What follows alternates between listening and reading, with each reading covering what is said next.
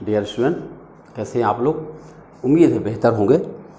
SSC के exams शुरू हो रहे हैं और हम कोशिश कर रहे हैं कि एसएससी एग्ज़ाम से पहले हम आपके कई सारे प्रैक्टिस सेट करवा दें। एक प्रैक्टिस सेट मैंने करवाया था पहले से, लेकिन अब चूँकि वो पुराना हो गया तो अब शुरू से करवाते हैं फिर से। वो नहीं है, ये दूसरा सीट है। तो ऐसे करके हम कई सारे प्रैक्टिस सेट आपके एग्ज़ाम से पहले करवा देंगे। तो आपको ये ज़रूर पता चलेगा, मैथमेटिक्स में कॉन्फिडेंस बढ़ता चला जाएगा आपका। कॉन्फिडेंस, ऐसा कॉन्फिडेंस जैसे लोग कहते हैं कि अरे यार मेरी तो ये विषय कमज़ोर है, मेरी तो ट्रिग्नोमेट्री कमज़ोर है, तो मेरी तो ज्योमेट्री कमज़ोर है, मैं कैसे एसएससी बन सकता हूँ। मैं आपको दिखाता हूँ। इसमें जब आप इसको सर्च करेंगे ये पेपर को, तो आप कहीं न कहीं पर आपको मिल जाएगा कि एक भी क्वेश्चन टेम्पर नहीं किया गया। एकदम डायरेक्ट जो एसएससी में आया हुआ है, सीधे सीधे वही क्वेश्चन मैंने ले रखा है। आप समझ रहे हो टेम्पर का मतलब, कि जानबूझ के उसमें कुछ अपनी वाली घुसा दिया जाए, ऐसा कुछ नहीं मैंने किया है। सीधा सीधा क्वेश्चन लिया है, जो आया था वही सेम एज आपके सामने ला रहा हूँ। तो ऐसा इसलिए कि हमें यहाँ पर आपको अपनी काबिलियत नहीं दिखानी, ना, आपको सिर्फ आपकी काबिलियत को उभारना। आपकी काबिलियत कैसे उभर सकती है? जब आपके अंदर आपका अपना कॉन्फिडेंस पैदा होगा। और आपका अपना कॉन्फिडेंस कब पैदा होगा? जब आपको रियल चीज़ें नज़र आएंगी। समझ गए? रियल चीज़ें। आमतौर पर हमने देखा है कि लोग ऐसे पेपर करवाते हैं, उसमें अपने तरफ से कुछ घुसा देते हैं, कुछ क्वेश्चन में बढ़ा देंगे, एक लाइन और घुसा देंगे। ऐसा इसलिए कि लोगों को लगे कि देखो हम काबिल टीचर, देखो काबिल टीचर। यार दिन भर हम लोग का मैथ ही पढ़ना है, मान लो। अब तो हमसे क्या काबिलियत का क्या तुलना करने की ज़रूरत है? हम ये देख रहे हैं कि खाली जो रियल है वो क्या है, उसी हिसाब से हमको अपना उसके लक्ष्य चुनने में सुविधा मिलती है। तो हम लोग पहला सेट शुरू कर रहे हैं। आइए देखते हैं पहला क्वेश्चन क्या है और कैसे हल किया जाएगा। यह सवाल काफ़ी परिचित सा सवाल लगता है, बहुत बार आपने देखा होगा। जब किसी संख्या में 6 से भाग दिया जाता है तो शेषफल 3 प्राप्त होता है। यदि उसी संख्या के वर्ग को 6 से भाग दिया जाए तब शेष क्या प्राप्त होता है? ऐसी संख्या के लिए मैं बताता हूँ कि एक मिनिमम पॉसिबल नंबर सोच लो आप।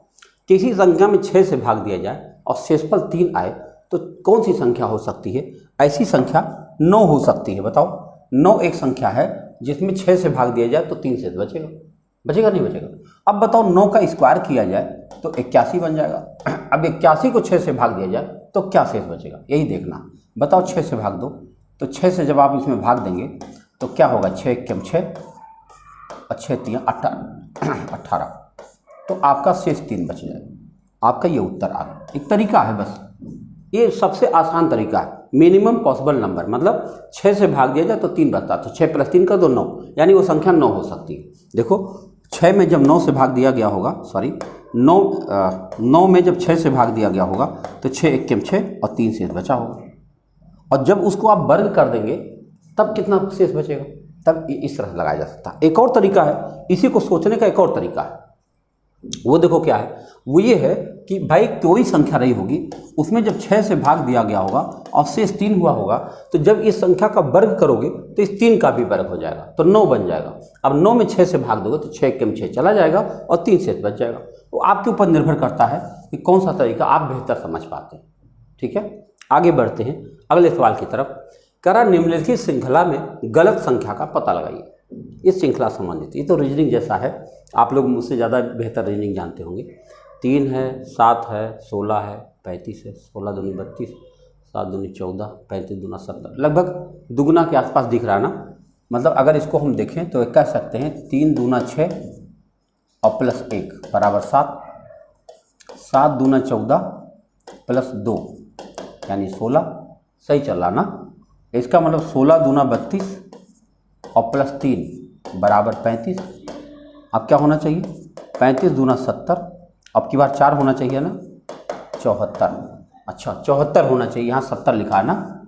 अच्छा आगे बढ़ जाए, 74 गुणा 2 और +5 करो या 2 चौके 8 और 2 सत्ते 14 और +5 8 5 13 153। बिल्कुल सही है। इसका मतलब यही 70 गलत है, इस जगह पे होना चाहिए था 74, यही गलत है। उन्होंने कहा था गलत क्या है, तो आपने कहा 70 गलत है, उस जगह पे 74 होना चाहिए था, क्योंकि दुगुना करके कुछ जोड़ रहा है। इस सवाल को ध्यान से देखिए, एक क्रिकेटर द्वारा 11 पारियों बनाए गए रनों का औसत 63 है, प्रथम 6 पारियों का औसत 60 है, अंतिम 6 पारियों का औसत 65 है, उसके द्वारा छठी पारी में कितना रन बनाया गया। एक बात बताओ भाई, अगर 11 पारियों में उसने 63 रन का औसत बनाया है तो कुल कितना बनाया होगा? 11 तियां 33, 3 11 छक्के 66 और 3 69, कुल इतना ही रन बनाया होगा।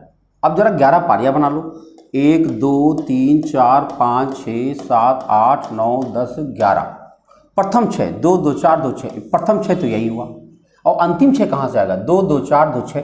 देखो अंतिम 6 में मतलब क्या हुआ, एक संख्या कॉमन हो गई बीच में, तो प्रथम 6 का कितना है? 60। तो बताओ 6 गुणा 60, तो 6 6 36 360, और अंतिम 6 का 65 है, तो 6 गुणा 65, 6 गुणा 65 करो तो 6 5 30, 3 6 6 36 और 3 39। यानी अगर हम इन दोनों को जोड़ दें तो हमारे पास क्या हो जाएगा? एक संख्या 2 बार हो जाएगी, और जोड़ा जाए तो 0 9 6 15 हासिल 1 3 3 6 750 हो गया, जबकि सही सही उसने 693 ही बनाया था। बस यही 693 घटा दो, आपका उत्तर बन जाना चाहिए। 10 में से 3 घटाओगे 7, 14 में से 9 घटाओगे तो 5, 57। कहीं दिख रहा? ये रहा। छठी पारी में कितना रन बनाया होगा? 57। मेरी बात समझ में आई? देखो जब पूरा पूरा 11 पदों का औसत दिख रहा, प्रथम 6 और अंतिम 6 कर रहा, तो यानी बीच वाला पद 2 बार काउंट कर लिया गया। इनको जब हमने जोड़ा तो 750 आया। बताओ एक एक बार जोड़ा तो 693 आया, और एक संख्या को 2 बार जोड़ा तो 750 आया। बस घटा दी, बस हमारा उत्तर आ गया। आइए एसएससी का सवाल है, ध्यान दीजिएगा। एसएससी ग्रेजुएट लेवल है भाई, जो एमटीएस यानी सीएचएसएल होगा इससे सस्ता ही होगा। एक विद्यालय के विद्यार्थियों के परेड में लड़कों एवं लड़कियों की संख्या का अनुपात 9:7। लड़का लड़की, ये लड़का है और ये लड़की है, कौन सा रेशियो? 9:7। अच्छा, एवं विद्यार्थियों कुल संख्या 256 है। अरे भैया एक्स एक्स लगा दो, तो 9 7 16x। हम देख रहे हैं कुल बच्चे 16x है, वो कह रहे हैं 256 है, तो x बराबर क्या हो गया? 16। फिर क्या करा? लड़कियों की संख्या बताओ। लड़कियों की संख्या 7x है, 1x माने 16 होता है, तो 7x बराबर 7 गुणा 16, 16 7 112। कितना हो जाएगा? लड़कियों की संख्या हो जाएगी 112। बताओ किसी एंगल से आपको ऐसा लग रहा है कि कोई बहुत कठिन चीज़ है? बिल्कुल नहीं है। आप अपने दोस्तों को भी बता दीजिएगा कि ये काम शुरू हो चुका है और चलता रहेगा, तो इससे क्या होगा कि वो देखते रहेंगे और रिजल्ट दे देंगे। 2 व्यक्ति 55 किलोमीटर पृथक 2 स्थानों से एक दूसरे की ओर एक ही समय प्रस्थान करते हैं। एक व्यक्ति की चाल 12 किलोमीटर प्रति घंटा, दूसरे की 10 किलोमीटर प्रति घंटा है।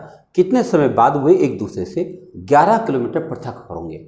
मतलब ये कहना चाहते हैं एक कोई स्थान है, इनके बीच में कुल दूरी है 55 किलोमीटर। 55 किलोमीटर। अब एक सज्जन यहाँ से चल रहे हैं 12 की चाल से, और एक सज्जन यहाँ से चल रहे हैं 10 की चाल से। कह रहे हैं कितना देर बाद इनके बीच में 11 किलोमीटर का गैप रह जाएगा। मतलब 11 किलोमीटर का हमको गैप चाहिए। अगर 11 का गैप चाहिए, हम चाहते ये आदमी यहाँ पहुँच जाए, ये आदमी यहाँ पहुँच जाए, बीच में 11 किलोमीटर का गैप होना चाहिए। तो भैया टोटल 55 है और 11 का गैप चाहिए, तो चलना कितना है? 55 माइनस 11 बराबर 44 किलोमीटर चलना है बस। अगर 44 किलोमीटर चलना है और इनकी सापेक्ष चाल, जब दोनों एक दूसरे की तरफ आ रहे हैं, तो 10 ये चल रहे हैं, 12 ये चल रहे हैं, तो 12 10 22 एक घंटे में चल रहे हैं। तो बताओ 44 जाने में 22 की चाल से कितना घंटे लग जाएंगे? 2 घंटे। यानी अगर ये दोनों लोग 2 घंटे तक यात्रा कर दें, तब इनके बीच में 11 किलोमीटर का गैप रह जाएगा। सवाल है, खत्म हो गया। क्लियर हुआ? मेरे ख्याल से समझ में आया होगा, अच्छे से समझ में आया होगा। 150 मीटर लंबी एक रेलगाड़ी टेलीफोन के खंभे को 12 सेकंड में पार कर जाती है। देखो अगर देखें तो 150 किलोमीटर की गाड़ी है और एक खंभे को पार करेगी 12 सेकंड में। चाल बता दो। चाल बराबर दूरी बटा समय होता है। बताओ चाल हमको बताना है, तो दूरी कितना है? 150, समय कितना लगा? 12 सेकंड। ये क्या है? मीटर प्रति सेकंड की चाल है। इसको हमें किलोमीटर प्रति घंटा बनाना होगा, तो क्या करें? 18/5 से गुणा कर दो। 18/5 से गुणा कर दो बस। तो 6 दूनी 12, 6 तियां 18 और 5 दूनी 10, 10 से 0 कट जाएगा। 15 तियां 45 किलोमीटर प्रति घंटा उसकी चाल क्या है? 45 किलोमीटर प्रति घंटा उसकी चाल है। ये सवाल है एसएससी का सवाल है, ग्रेजुएट लेवल का है, ये ध्यान रखिएगा। एक चुनाव में उम्मीदवार 40% मत प्राप्त करता और दूसरे उम्मीदवार से 298 मतों से हार जाता है। मतदान में कुल कितने मतों की संख्या बता दो, कुल मतों की संख्या बता दो। अच्छा बताओ, 2 उम्मीदवार हैं ना, यहाँ लिख दो 2 उम्मीदवार। दरअसल ये पूरी बातें कहीं कहीं पर मिस्टेक है, तो वो हम सुधार लेते हैं। 2 उम्मीदवार थे, एक जो है 40% पाया। अच्छा बताओ, अगर एक 40% पाया, अगर हम मान लें टोटल 100x वोट रहा होगा, एक आदमी इसमें से 40x पा गया, तो दूसरा बेचारा 60x पाएगा और क्या पाएगा। और इसी नंबर से हार जीत होना है, और ये कह रहे हैं 298 मत से हार जीत हो रहा है। तो बताओ 40 60 40 का अंतर 20x बराबर अगर 298 है तो कुल मत पूछा गया, यानी 100x के बारे में पूछा गया है। बताओ अगर हम 100x के बारे में जानना चाहते हैं तो 20 25 100, यानी इसमें 5 से गुणा कर दें, यानी 298 गुणा 5 गुणा कर लो। 5 8 40, 4 5 9 45, 4 49, 4 5 2 10 4 14, 1490, यानी कुल कितने मत रहे होंगे, 1490 मत रहे होंगे। आपका उत्तर आ चुका है। आइए आगे बढ़ते अगले सवाल की तरफ। लिखा x - 1/x बराबर 2 है, तो x² + 1/x² का मान बता दो। देखो ये सिंपल सवाल होता है। देखो x - 1/x बराबर 2 लिखा हुआ है, क्या करना चाहिए, दोनों तरफ होल स्क्वायर कर देना चाहिए बस, और कुछ नहीं करना चाहिए। अगर आप होल स्क्वायर कर देंगे तो ये बनेगा x² + 1/x² + 2, सॉरी -2, हाँ नहीं -2, क्यों -2, क्योंकि यहाँ माइनस लगा हुआ इसलिए -2, और बराबर यहाँ आ जाएगा 4। अब इस -2 को अगर उधर ले जाएं तो x² + 1/x² बराबर क्या हो जाएगा, 6। कहीं दिख रहा, डी विकल्प। एसएससी सीजीएल का सवाल है। आप लोग कहीं ऐसा ना हो कि बाद में ये सोचने लगे कि ऐसा कैसे हो गया। देखो इसमें सुधार किया गया है, यहाँ गलत छप गया था। एक मीनार की ऊंचाई और उसके आधार से कुछ दूरी पर किसी बिंदु का अनुपात दिया गया है, इतना, यानी 5√3 और 5। तो मीनार के शीर्ष का उन्नयन कोण बताओ। देखो ये उन्नयन कोण, देखो ये कह रहे हैं, फिर से बना दें थोड़ा अच्छा लगेगा।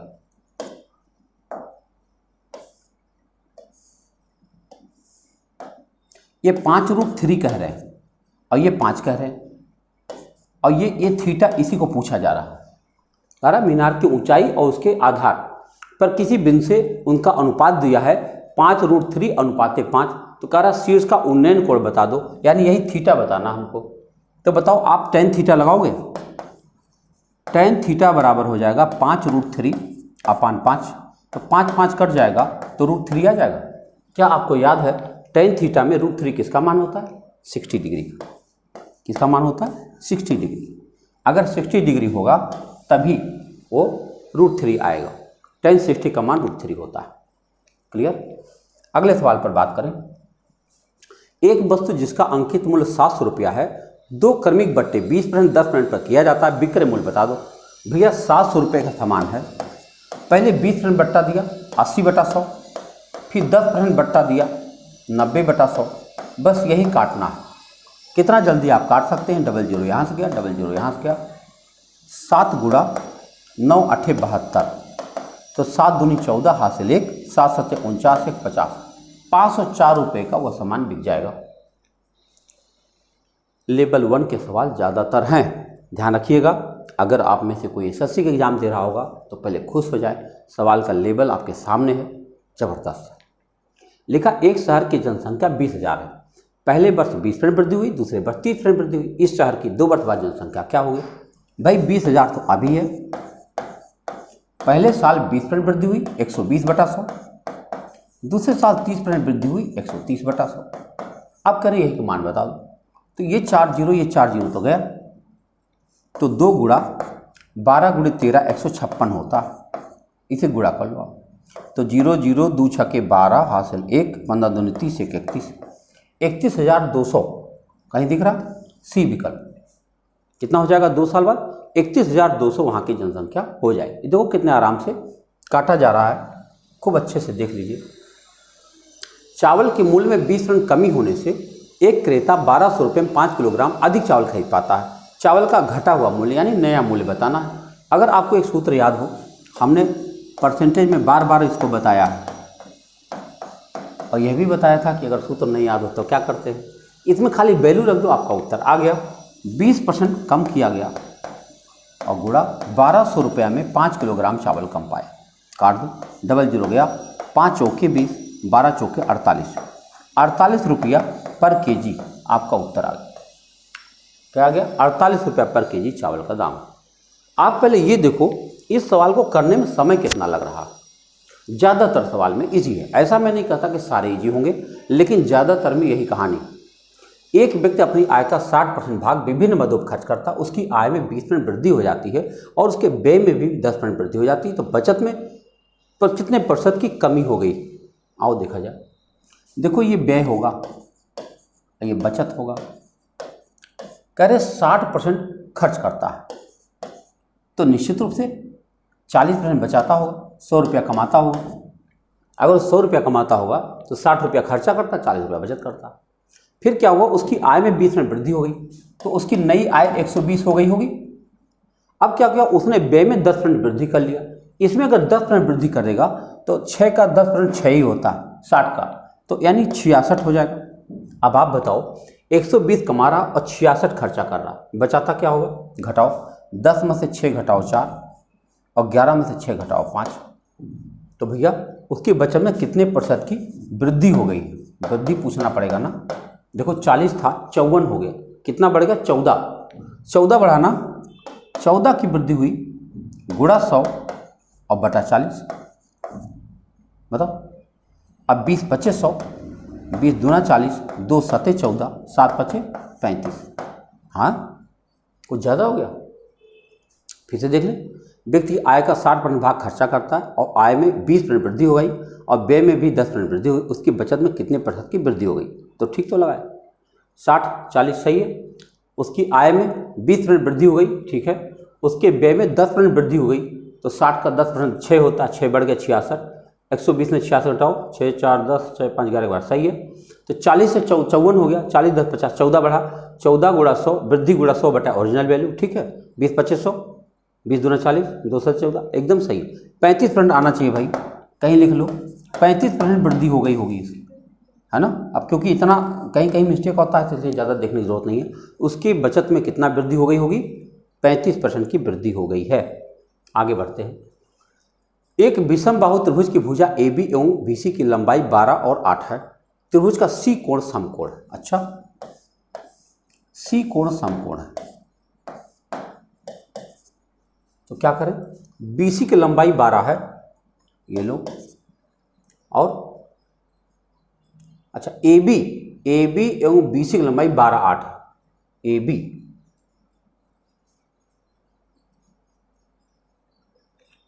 12, देखो ऐसा है, AB नहीं, हाँ ठीक है, AB माने 12 ये है, गलत लिख दिया ना। AB ये है तो 12 ये है और BC कौन है? ये है, 8 है। तो कह रहे हैं हमको AC बताओ, ये वाला बताना है। पाइथागोरस लगा दो बस।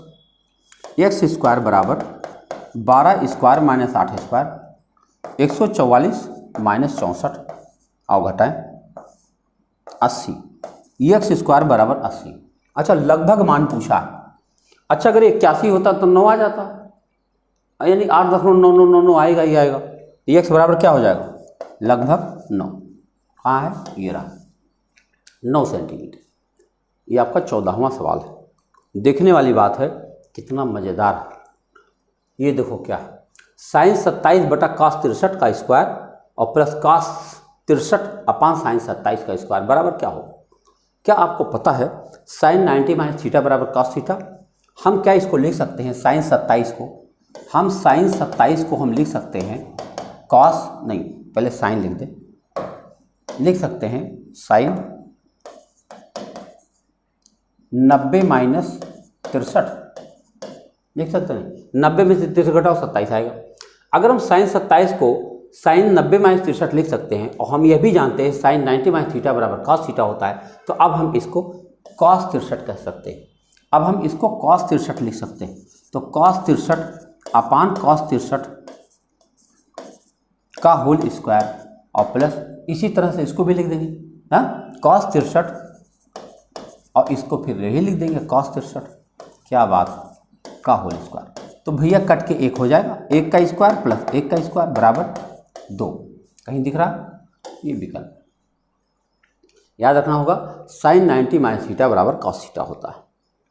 आप लोग सब बढ़िया जानते हैं इस बात को। एक माता एवं पुत्री की वर्तमान उम्र का योग 60। 12 साल पहले माता की उम्र पुत्री की उम्र से 8 गुनी थी। पुत्री की वर्तमान उम्र बताओ। अब कैसे भी लगा लो, इतना सिंपल है, क्या करें ना। देखो चलो मैं क्या कर दूँ, यहाँ माता लिख दूँ, यहाँ पुत्री लिख दूँ। कर पुत्री की वर्तमान उम्र बताओ। पुत्री की वर्तमान उम्र x मान लेता हूँ, तो ये हो जाएगा 60 माइनस एक्स। फिर कह रहे 12 साल पहले, चलो माइनस 12 माता की उम्र पुत्री की उम्र से 8 गुनी थी, इसकी उम्र की 8 गुनी थी। खत्म, काट दो, एक्स की वैल्यू हाजिर। तो 60 में से 12 घटाओ भैया, कितना आ जाएगा? 48। 48 माइनस एक्स बराबर 8 से गुणा करो, 8x माइनस 12 8 96। अब अगर एक एक्स उधर ले जाएं तो यहाँ 9x आ जाएगा और 96 इधर जाके जुड़ जाएगा। 8 6 14 हासिल 1, 9 4 13 1 14। बताओ 9x बराबर 144, तो x बराबर 144/9 यानी 16 9 144। पुत्री इसमें कितना है? 16 है। कैसा लगा सवाल? आप लोग कमेंट जरूर करते रहिए ना, कमेंट करेंगे तो हम और सुधार करेंगे, इतना जान लीजिए। हम कोशिश बहुत करते हैं और हम चाहते हैं कि सुधार हो, और ये थोड़ा परिवार बढ़ाने की भी कोशिश करिए ना। हमेशा ध्यान रखिए, वीडियो जैसे पसंद आए, ना आए तो कोई ज़रूरत नहीं, बिल्कुल नहीं, लेकिन अगर पसंद आए तो शेयर मारो। एक नाव की अनुप्रवाह चाल 14 है और ऊर्ध्व प्रवाह चाल 8 है।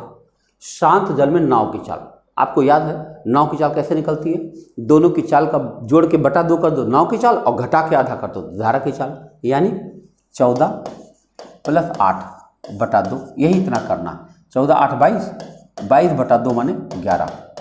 आप लोगों में से कई लोग जानते होंगे कि अगर दोनों चाल दिया जाए, अनुप्रवाह और ऊर्ध्व प्रवाह, तो दोनों की चाल को जोड़कर आधा करो तब नाव की चाल आती है, और घटा के आधा करो तो धारा की चाल आती है। 11 कहीं लिखा है, बी विकल्प सही है। आगे बढ़ते। एक दुकानदार ने 2400 रुपया में 80 वस्तुएं खरीदी, सभी वस्तुओं को 16% लाभ पर बेच दिया। प्रत्येक वस्तु का विक्रय मूल्य बताओ। भाई एक बात बताओ, 2400 रुपया में उसने 80 वस्तु खरीदी, तो एक वस्तु कितने में खरीदी? 30 रुपये में। अब अगर 30 रुपये में एक वस्तु खरीदी और 16% लाभ में उसको बेचना चाहता है, तो कितने में बिक जाएगा?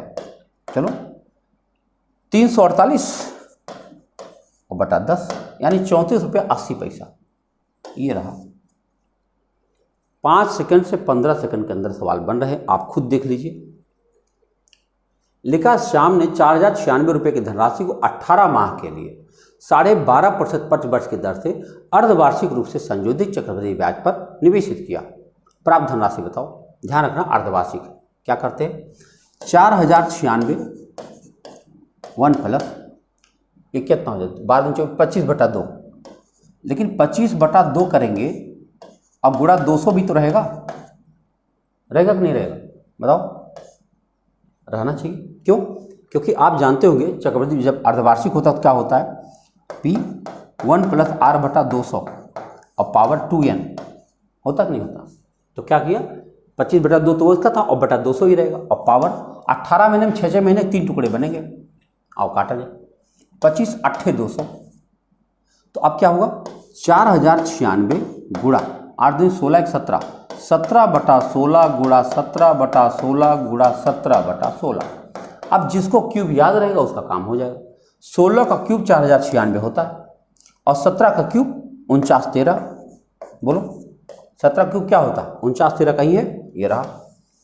अब कह दो हमें नहीं याद है तो भैया गुणा कर लो। नहीं याद है तो गुणा करना पड़ेगा ना। इसीलिए मैं बार बार कहता हूँ कि क्यूब वगैरह थोड़ा याद रखिए, आसान हो जाता है, जल्दी हो जाता है।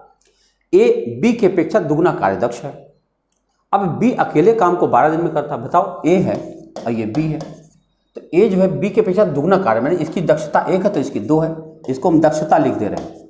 दक्षता 2 एकड़, तो किसी काम को 12 दिन में होगा। देखो अब देखो समय कितना लगना है, आप जानते हैं समय 1:2 लगेगा। कह रहे किसी काम को अकेले, यदि बी अकेले काम को 12 दिन में कर लेता, अच्छा बी अकेले 12 दिन में करता, भैया बी की दक्षता 1 है।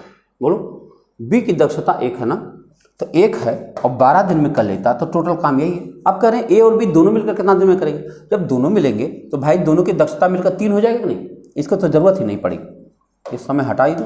इसका क्या मतलब, खाली दक्षता से काम हो जा रहा। देखो इसकी बी की दक्षता 1 थी और एक क्षमता से उसने 12 दिन काम किया, यानी टोटल काम यही है। अब इसी काम को दोनों मिलकर करेंगे, दोनों मिलकर करेंगे तो 3 दक्षता हो जाएगी, और 3 दक्षता से जब काम करेंगे तो 3 चौके 4 दिन लग जाए, दोनों मिलकर 4 दिन में समाप्त कर देंगे। आइए अगले प्रश्न पर चर्चा करें। ये देखो सवाल आ गया, अलग टाइप का सवाल है।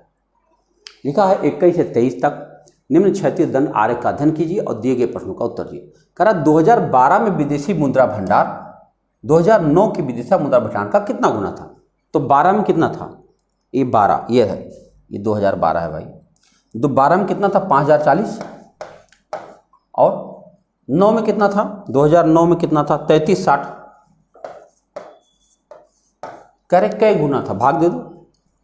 अब जो आ जाए, 4 से काटता हूँ, 4 1 4 10, 4 दूनी 8, 4 6 24, और 4 8 32, 4 चौके 16, 21, हाँ कट रहा, 21 चौक 84, 21 छक्का 124, और फिर 3/2 यानी 1.5।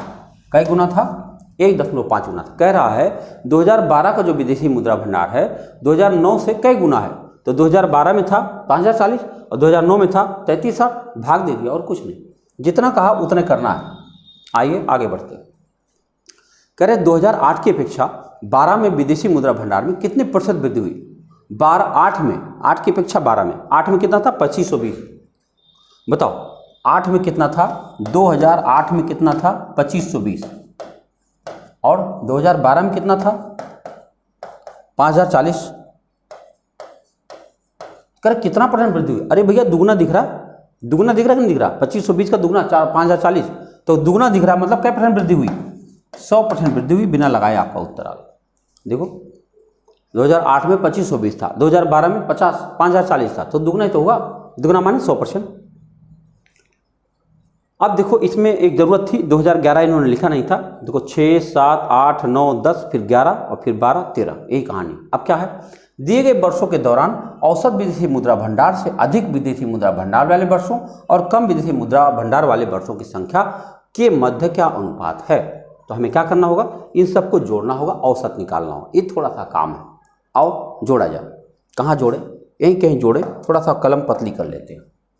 तो अगर हम जोड़ेंगे तो क्या जोड़ें, 2640 यहाँ लिख देता हूँ, 2640 प्लस 3720 प्लस क्या है 2520 प्लस 3360 प्लस ये कितना है 3120, 3120 प्लस एक 2011 में 4320, 4320 प्लस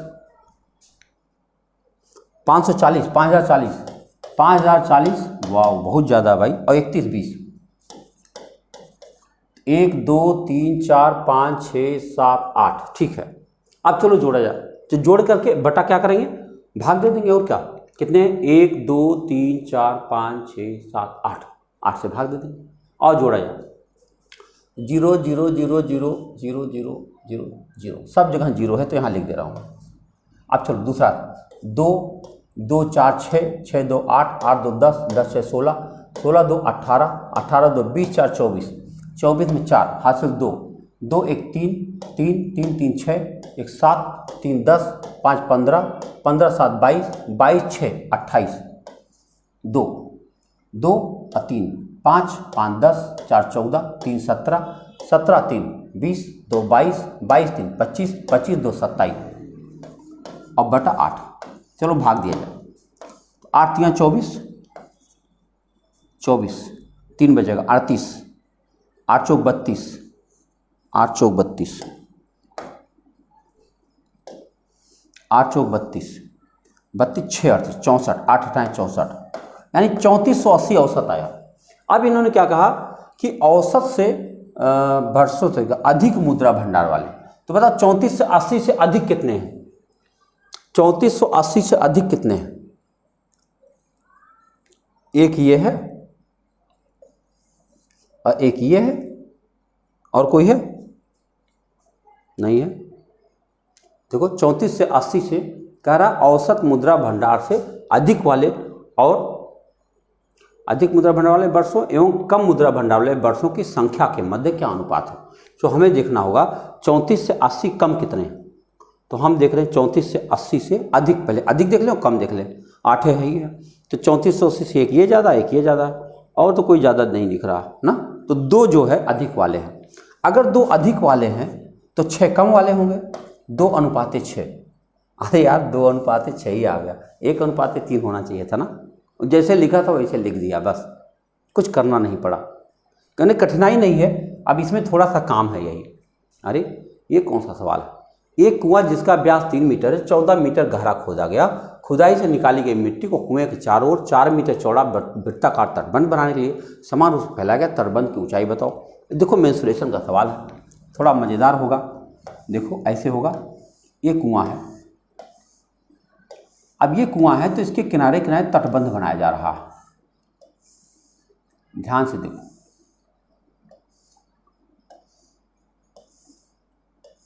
जगत, कुएं की जगत। अब कुआं इतना बड़ा हो जाएगा, है ना। हम ऊपर से एक बार ऐसा भी चित्र बना दें, ऐसे और ऐसे वाला, ये जरूरी है। क्यों कह रहे 4 मीटर चौड़ा तटबंध, ये 4 मीटर है। तो बताओ इसकी त्रिज्या कितनी है। कह रहे व्यास 3 मीटर है, तो ये 1.5 होगा, 1.5। और अगर इसको हम कैपिटल आर मान ले तो ये हो जाएगा 4 और 1.5 कितना होगा, 6.5। 4 1 5 5.5, 5.5 हो जाएगा। आप समझ पा रहे हैं कि अगर इसका 1.5 मीटर त्रिज्या है और 4 मीटर मोटा खींचोगे तो 4 और 1.5 मिलाएंगे तो 5.5 हो जाएगा। तब करना क्या है, इससे जो निकली हुई मिट्टी है इसी के ऊपर मुझे फैलाना है। अब जानते हो आयतन बराबर होता है क्षेत्रफल गुणा ऊंचाई, तो पहले इसका क्षेत्रफल निकाल लो। क्या इसका क्षेत्रफल आपसे निकलेगा, pi capital r square minus pi small r square. तो पाई इंटू 5.5 का स्क्वायर और माइनस पाई इंटू 1.5 का स्क्वायर, 1.5 का स्क्वायर। ये इसका एरिया आ गया। पाई कॉमन ले लो तो ए हो जाएगा क्या, ए स्क्वायर माइनस बी स्क्वायर। एक बार ए प्लस बी, एक बार ए माइनस बी, तो इन दोनों को जोड़ लो। 55 में 15 मिलाओ तो 5 में 5 जोड़ोगे 0 और 5 1 6 1 7 हो गया, ठीक है। और गुणा घटाओगे तो ये आ जाएगा 4, है ना। तो 7 गुणे 4 यानी 28 पाई। बोलो भैया कितना आ गया, 7 गुणा 4 करोगे तो 7 चौके 28 पाई आ गया, है ना। ये क्या है, क्षेत्रफल। अब चलो निकालो इसकी मिट्टी कितनी निकली। पाई आर स्क्वायर एस निकलेगा, पाई आर स्क्वायर, आर माने 1.5 गुणा 1.5 और ये कितना है 14 मीटर है, ये 14 मीटर है। इतनी मिट्टी निकली और यह मिट्टी कहाँ चली गई, इस क्षेत्रफल में गई। पाई गुणा 28 और गुणा एच, इतनी ऊंचाई तक गई। इसे काटना है। अब क्या होगा, पाई पाई तो गया और इस 14 से 14 दूनी 28 भी हो गया।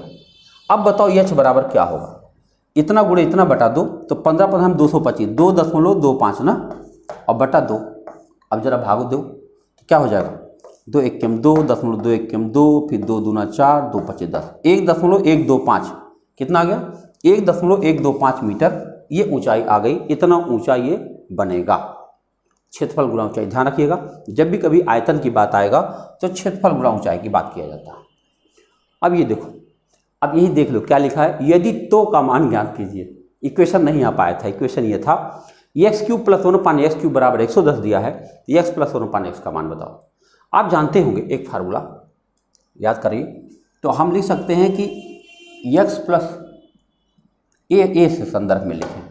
देखो अगर हम लिखें कि a + b का होल क्यूब बराबर होता है a³ + b³ + 3ab ब्रैकेट में a + b, तो बताओ a³ + b³ क्या हो जाएगा, a³ + b³ क्या हो जाएगा, ये हो जाएगा a + b का होल क्यूब माइनस 3ab और ब्रैकेट में a + b बनेगा। अब देखो हमें क्या वैल्यू बताना है। अब इसकी वैल्यू 110 दिया, ये वैल्यू हमको क्या दिया, a 110 दिया। अब बताओ हम यहाँ पर ऐसी कौन सी गिनती रखें, यानी इसकी जगह पे हम क्या रखें। सपोज करो इस टोटल वैल्यू को हम x मान लें, ऐसे अंदाजा बता रहा हूँ क्योंकि x और 1/x रहेगा, तो x/x रहेगा। तो अगर हम इसको मान लो x मान लें तो ये हो जाएगा x³ माइनस 3 और a b कट जाएगा, आप जानते होंगे, और a + b होगा, a + b का मतलब x। तो बताओ ऐसी कौन सी संख्या है जो हम यहाँ पर रखें तो ये समीकरण संतुष्ट हो जाएगा। 1 होगा नहीं, 2 होगा नहीं, 3 3 9 3 27 नहीं होगा, 110 होगा नहीं, 4 चौके 64, 64 में से 12 घटाओ नहीं होगा, 5 चेक करो, 5 का क्यूब 125 मिल गया। देखो 5 का क्यूब -3 गुणा 5, तो अगर हम करें 125 - 15 तो कितना हो गया, 110 हो गया। इसका मतलब हुआ कि हम x की जगह पे 5 लिख सकते हैं, यानी ये x + x 1/x वैल्यू कितनी आ जाएगी, 5। ये थोड़ा सा अजीब आपको लगा होगा, लेकिन आपके सामने यही एक विकल्प होता, क्योंकि इसको और ज़्यादा खोलेंगे तो और बड़ा होता चला जाएगा, लेकिन ये बहुत आसान तरीका जिससे आसानी से आप पकड़ सकते हैं। 25 सवाल के 25 हल हो गए। आप बताओ, आप में से कोई कह सकता है कहीं से मुश्किल है। 25 में से मुश्किल से अगर हम देखें तो 2-3 सवाल ऐसे रहेंगे जिसमें आप हो सकता है थोड़ा सा सोचने का मौका मिले आपको। बाकी किसी सवाल में कुछ नहीं सोचना, धाड़ के लगाना है और ज़बरदस्त लगाना है। हम आपके पास ढेर सारे प्रैक्टिस सेट करवा देंगे इसी बीच में, आप भी अपनी जिम्मेदारी फॉलो करें। Thank you.